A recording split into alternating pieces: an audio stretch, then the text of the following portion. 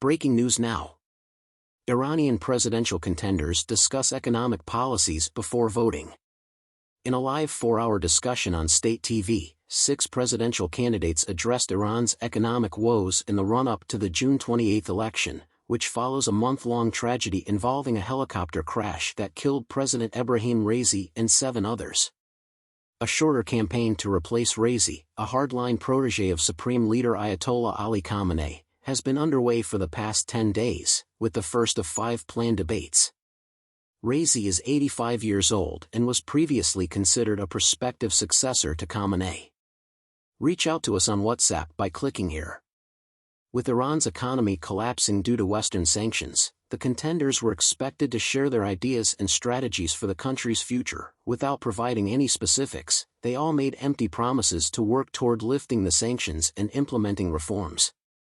The contenders also spoke on topics like fighting corruption, Iran's housing crisis, fiscal deficits, and inflation. Iranian and Western tensions are at an all-time high ahead of the June 28 election due to Tehran's nuclear program, its support for Russia's war in Ukraine, and its sweeping crackdowns on opposition. As Iran-backed Houthi rebels in Yemen target ships in the Red Sea over the Israel-Hamas war in the Gaza Strip, Iran's support for militia proxy forces across the wider Middle East has come under growing scrutiny. Out of the 6 candidates, 5 are staunch conservatives and 1 is a 69-year-old heart surgeon who is running for parliament with the backing of some reformers. Mohammad Bagher Kalibaf, 62, a former mayor of Tehran with connections to the Revolutionary Guard, the country's paramilitary force, is still the most visible contender.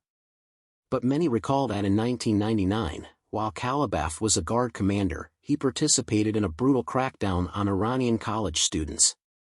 Reportedly, in 2003, while he was the country's police commander, he also gave the order to use live ammunition against students. Ali Reza Zaghani, 58, the current mayor of Tehran, and Amir Hossein Kazazada Hashemi, 53, Iran's vice president, are all in the race for president. Also running are 58-year-old Saeed Jalali, a member of the Supreme National Security Council, and 64-year-old Mostafa Pourmohammadi, a cleric who served as interior minister under the moderate President Hassan Rouhani. Kalibaf campaigned on a platform of being a strong president who would seek to alleviate poverty, improve economic management, and work toward the diplomatic lifting of sanctions. The penalties were a disaster, according to Pezeshkian, who also pushed for looser internet regulations. Due to security concerns, Iran has long prohibited access to several popular social media and messaging sites, including Facebook, Instagram, Telegram, and X. After the rial's precipitous decline to 580,000 to the dollar, every contender promised to shore up the country's currency.